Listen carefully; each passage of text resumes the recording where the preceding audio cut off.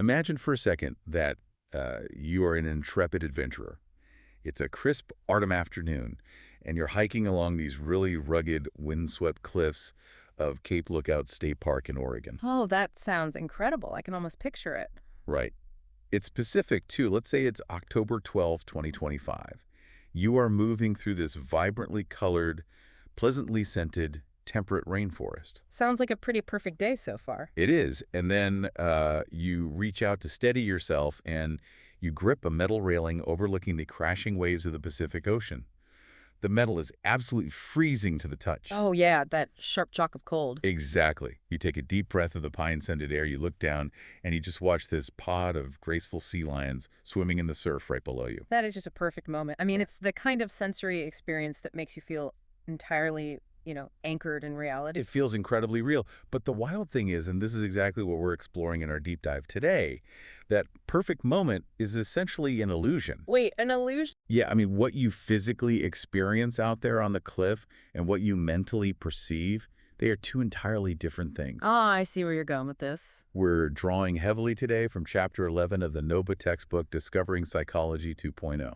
And a big shout out to the chapter author, Adam John Privitera, and the Diener Education Fund for making this open access resource available. It's such a fantastic resource. It really is.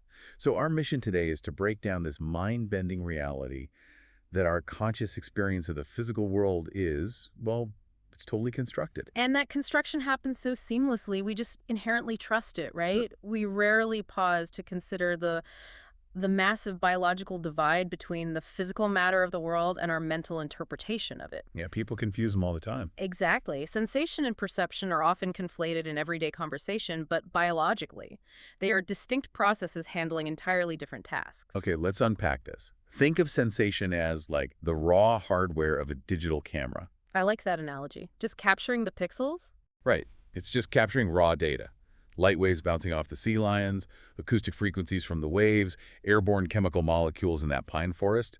It's completely bottom-up processing. The camera hardware doesn't know it's looking at an animal. Exactly. It just collects the environmental pixels. Perception, on the other hand, is the highly advanced AI software running behind the scenes. So taking the raw data and making sense of it. Yeah. It takes those millions of raw data points, organizes them, applies filters based on your past memories and current emotional state, and ultimately it tells your conscious mind, that's a swimming sea lion. Sensation collects the data, but perception actually builds the subjective reality you live in. Spot on. And what's interesting there is that the camera hardware is relatively uniform across all healthy human nervous systems. But that AI software, the perception varies wildly depending on the individual. Oh, for sure. The crucial bridge between those two distinct systems is transduction. Yeah. This is the literal, physical, biological conversion of energy. Like the cold from the metal railing. Exactly.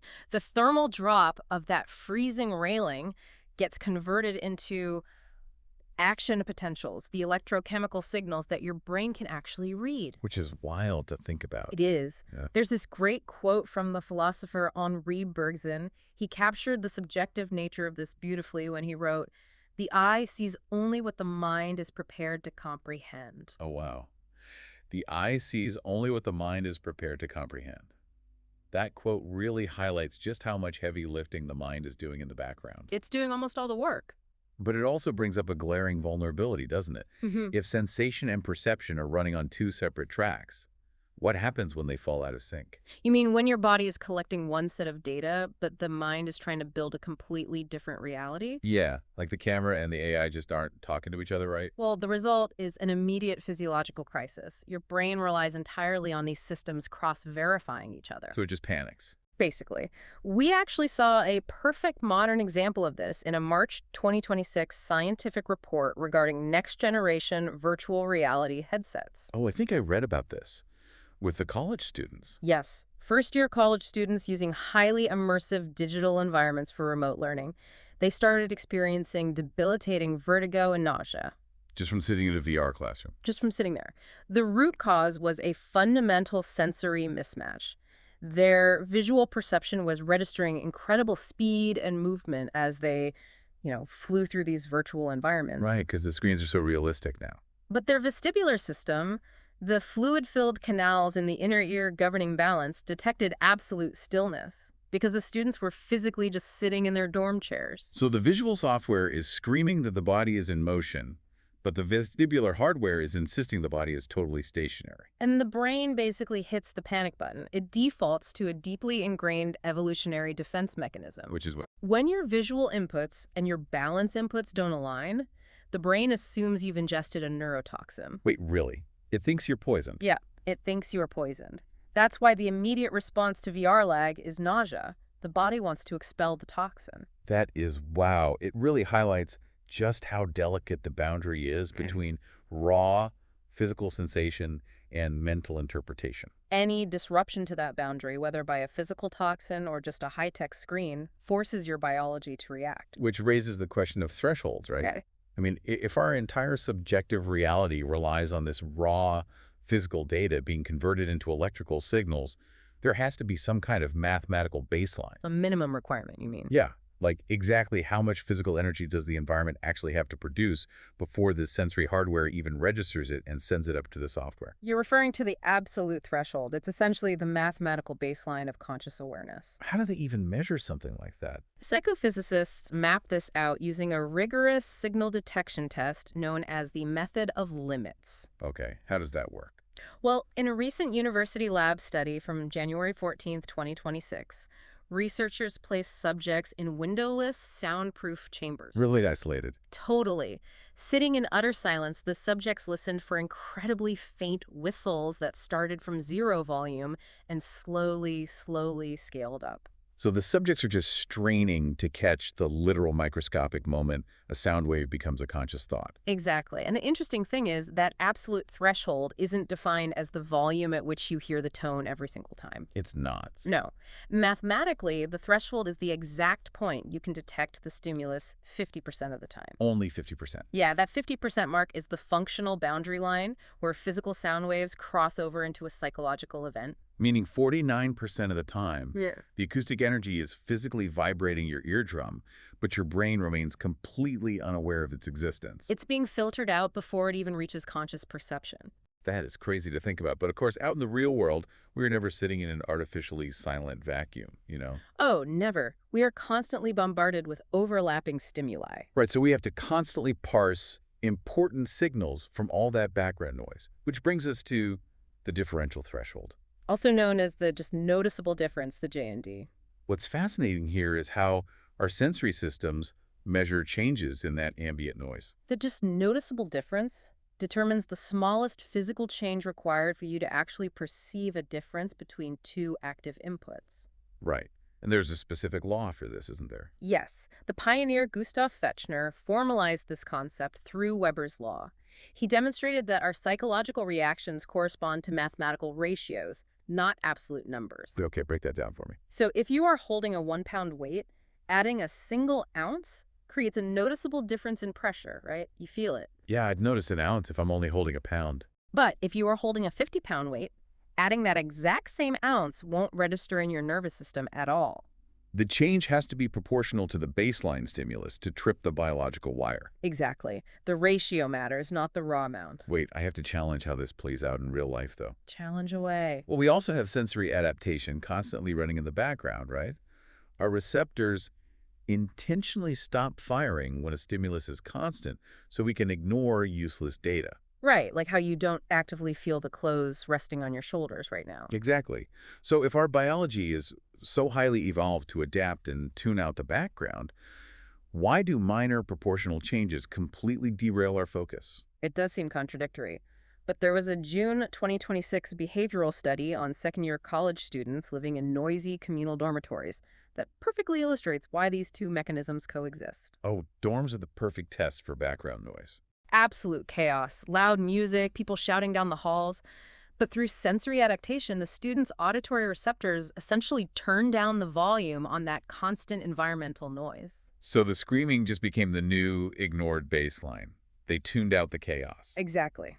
But the study found that non-traditional learners studying late at night were still losing their focus. And it wasn't because of the auditory noise. What was it then? It was due to minor fluctuations in their laptop screen brightness. Wait, really? The screen brightness? Yeah. The students had adapted to the loud volume, but in a dark dorm room, the ambient light baseline was incredibly low. Ah, so Weber's law kicks in. Right. Therefore, a tiny automatic shift in screen brightness crossed their differential threshold.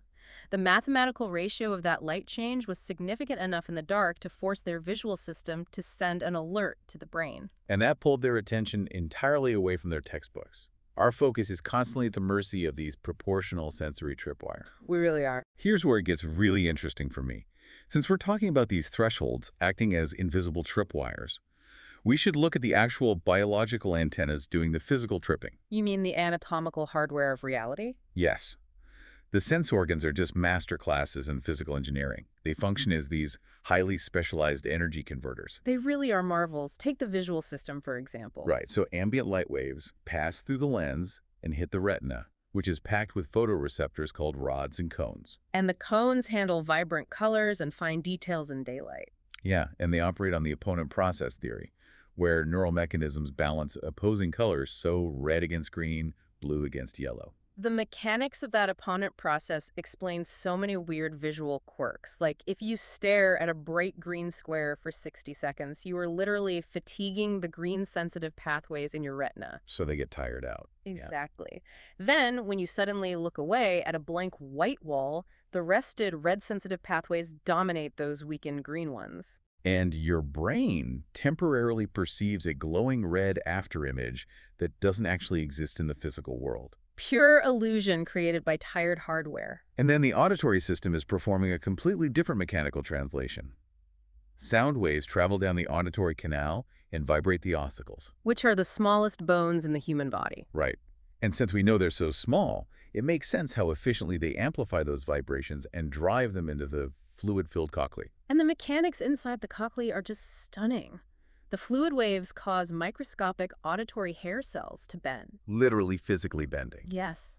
This physical bending literally stretches open ion channels on the cells, like pulling open a tiny trapdoor. Potassium floods in, sparking the electrical action potential that travels up the auditory nerve. It's all so mechanical. Yeah. Then you have the chemical senses, olfaction, and gustation. Smell and taste. Yeah. Airborne odorants lock into receptors in the olfactory epithelium up in the nasal cavity, while gustation relies on chemical substances dissolving in saliva to trigger taste buds. And finally, touch acts as our physical boundary through mechanoreceptors that fire under physical pressure or stretching. Alongside nociception, right? Right. The dedicated neural pathways that encode physical pain and thermal extremes. Exactly. All of this complex anatomical machinery exists just to route environmental energy into the central nervous system. It's a massive intake system. The legendary neuroscientist Santiago Ramon y Cajal noted that the brain is a world consisting of a number of unexplored continents and great stretches of unknown territory. I love that quote. It's beautiful. But when the specific neural pathways routing this sensory data break down, the external hardware, no matter how healthy, becomes essentially useless to the conscious mind. The camera captures the photo, but the hard drive is corrupted so you can't view it. Perfect analogy. There was actually a recent clinical case on March 3, 2026, involving a patient with a condition called visual agnosia that perfectly demonstrates this. Oh, I read about this case. Her eyes were flawless, right? Totally flawless. The rods and cones captured the light, the optic nerve transmitted the signals, and the raw visual shapes arrived perfectly at her primary visual cortex. The physical sensation was completely intact. But a structural lesion in a neural route called the dorsal pathway just shattered her perception. Researchers placed a simple set of house keys on a table in front of her. And she could trace the metallic outline with her eyes. She could identify the silver color. Yes, but her brain was entirely incapable of assembling those visual fragments into a recognizable object. She could see the keys perfectly, but she could not perceive what they were. Until they were placed in her hand. Exactly. Once she could use her mechanoreceptors to feel them, she knew immediately they were keys. It's unsettling to realize you can look right at something and have the software fail to identify it. It highlights the profound fragility of this whole system. And we don't just have to worry about internal neurological lesions either. We're constantly exposing this delicate biological hardware to environments it was not evolved to handle. The modern world is actively hostile to our ancient sensory biology. We are pushing mechanical limits on a daily basis. I mean, medical journals back in January 2026 were sounding the alarm about young college students permanently destroying those fragile cochlear air cells we talked about. Oh, from the earbuds, right. Yeah, largely happening through the use of cheap, uncertified wireless earbuds. The volume output on these devices easily exceeds safe mechanical thresholds. Well, the auditory hair cells are really delicate physical structures.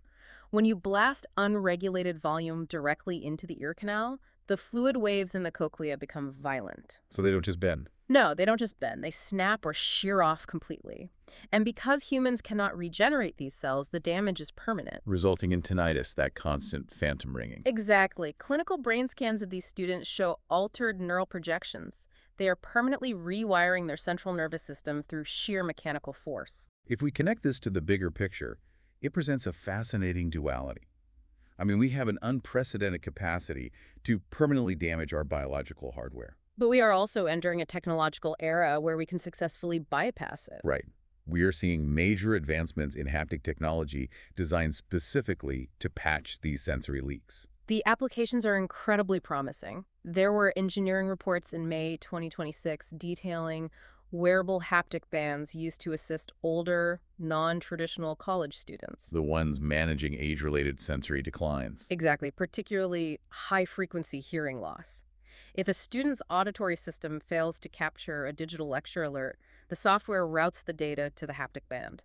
And then it translates the auditory cue into a rhythmic tactile vibration directly on the skin. It leverages the mechanoreceptors to do the job that the auditory hair cells can no longer perform. It's literally patching the broken ear hardware by routing the data through the touch hardware.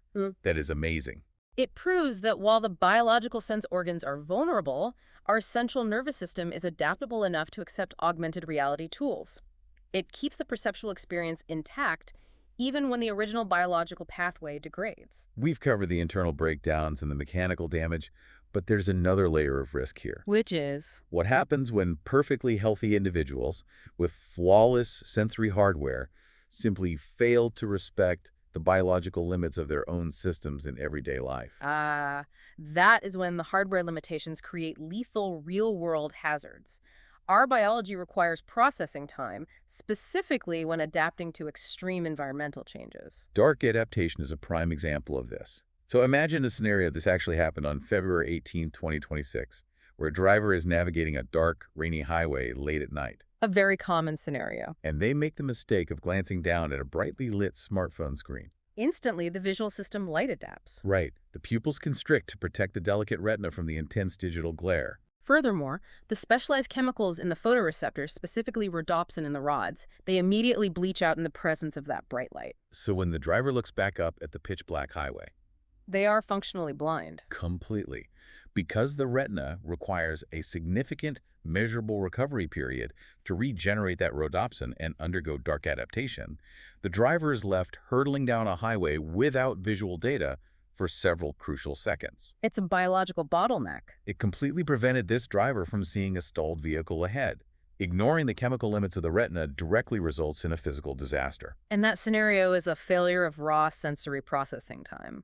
But failures of attention, the perceptual software, those can be just as dangerous. You're talking about inattentional blindness. Yes. A February 2026 campus safety report noted a massive surge in pedestrian accidents linked directly to this. Let me guess. Students walking directly into busy intersections because they are glued to their phones. Exactly. They have a perfectly clear line of sight. The ambient light from oncoming vehicles is successfully hitting their retinas, the optic nerve is firing, the visual cortex is receiving the data. So sensation is happening flawlessly. Flawlessly. But because their attentional resources are so intensely hijacked by the text messages on their screens, the perceptual software entirely fails to process the cars. The writer Anais Nin had that great observation. We do not see things as they are, we see them as we are. In this context, they were entirely mentally invested in a digital world. Raw visual sensation means absolutely nothing if your conscious focus is deployed elsewhere. I mean, have you ever missed something totally obvious because your attention was elsewhere? The camera is on, but nobody is looking at the monitor. Oh, all the time. It's a phenomenon we've all experienced. Yeah. Tearing apart your living room looking for your phone while you are literally holding it in your hand. The tactile data is there, but the perception is blind to it.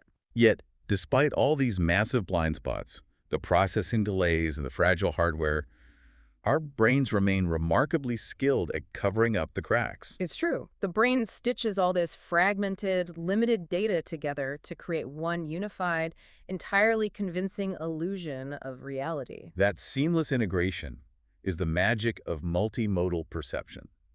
Multimodal perception is where the system really shows off. It's incredibly powerful. Think about Thanksgiving 2025. You're at a family gathering, and everyone attempts a blindfolded cola taste test. Oh, I've seen these. Right. People are sipping different popular sodas, highly confident they can identify their favorite brand without looking, and almost inevitably they fail. They completely vomit. They can't tell them apart, because it turns out that the flavor of food is actually a biological lie. A biological lie is an apt description. We intuitively believe taste and flavor are synonyms, but they aren't. Flavor is a massive multimodal construction. It's the simultaneous integration of gustation on the tongue, olfaction in the nasal cavity, and the tactile texture of the food. It's all working together. Think of it like baking a cake. You have your flour, eggs, and sugar, representing your raw, isolated senses of sight, smell, and touch. But once you mix those ingredients and put them into the oven of your brain... They bake into one unified cake. Exactly. When you take a bite, your conscious mind can no longer taste the raw flour or the raw egg individually. It just perceives the holistic concept of cake. The brain refuses to let you experience the raw ingredients of reality. In daily life, our nervous system rarely isolates a single sensory modality. They are deeply intertwined. Which leads to some weird glitches, right? Oh, absolutely. When you introduce conflicting inputs, the brain will force a compromise, often creating vivid illusions. The McGurk effect is a classic demonstration of this sensory override. That's where the visual data literally rewrites the audio data, right? Exactly how it functions. If you listen to a clean audio recording of a person saying the syllable ba ba ba, your auditory system processes it perfectly. Sounds like a normal bot. But if you simultaneously watch a video of that person's lips clearly forming the movements for fa, fa, fa, your brain encounters a severe multimodal conflict. It's getting two totally different signals. And to resolve it, the brain warps the conscious experience. You will swear you hear the sound fa, even though the acoustic energy hitting your eardrum hasn't changed at all. The visual processing dominates and overwrites the auditory sensation. The AI software just deletes the camera data and replaces it with what it thinks makes more sense. Exactly, and it goes beyond just sight and sound. The rubber hand experiment on April 8, 2026 proves it works with physical body ownership too. Oh, this one is freaky. Walk us through it. In this famous lab setup, a subject sits with their real hand hidden out of sight under a partition, while a lifelike synthetic rubber hand is placed on the table right in front of them. So they can only see the fake hand. Right. Then the researcher takes two soft paintbrushes and strokes the hidden real hand and the visible fake hand in perfect rhythmic synchronization. So the visual system watches the brush hit the fake rubber hand at the exact millisecond. The mechanoreceptors feel the bristles on the real hidden fingers. And the brain fuses those two inputs. It rapidly concludes that the synthetic limb must belong to the body. Just because the timing matches. Yes.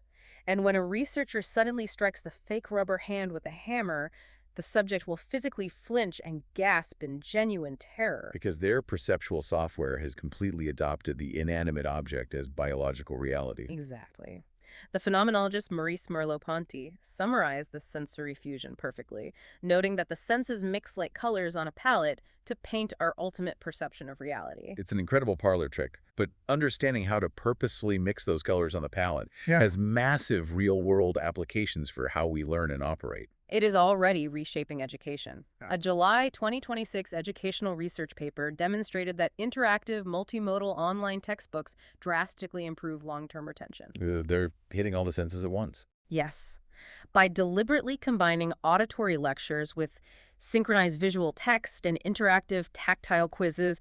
Non-traditional learners, people balancing full-time jobs and families experience significantly less mental fatigue. Forcing multiple sensory modalities to process the same information simultaneously creates deeply resilient neural pathways. It's a huge benefit. So what does this all mean for us? Let's bring all these threads together. It's a lot to process. It really is. Basically, sensation is the raw, unthinking data collector, bound by absolute thresholds and physical limits. Perception is the author, taking that fragmented data and writing the continuous convincing story of your life. A story we just accept as truth. Exactly. From the delicate, irrecoverable bending of cochlear hair cells to the dangerous blind spots of dark adaptation and inattentional blindness, our conscious reality is a fragile, mathematically precise construction. It's honestly a biological miracle that it functions as seamlessly as it does. It is. And that means we have a profound responsibility to protect our physical hardware from damage and be fiercely protective of exactly where we direct our attentional software. This raises an important question, one that expands on everything we've explored today. Okay, lay it on us. We now deeply understand that our subjective reality is a mental construction built entirely by biological hardware. But as we see with the McGurk effect and the rubber hand illusion, the brain is highly susceptible to manipulation when sensory inputs are synchronized. Right. Well, modern technology, from immersive VR environments to sophisticated haptic feedback systems, is already successfully hacking these neural pathways. If we can already trick the brain into adopting a rubber hand, will there come a point in our lifetimes where artificially engineered sensory data becomes so precise and so well integrated that it is completely indistinguishable from biological reality? That is a staggering concept. Yeah. I mean, if the brain is just baking a cake, it doesn't care if the ingredients came from a physical forest or a digital processor. Yeah. It's going to bake it regardless. Exactly. Wow. Well, as you step back out into your day, whether you are walking to your car, sitting at your desk, or hiking the cliffs of Cape Lookout and gripping a freezing metal railing, take a moment to pay close attention to your senses. Ask yourself, what is actually out there in the physical world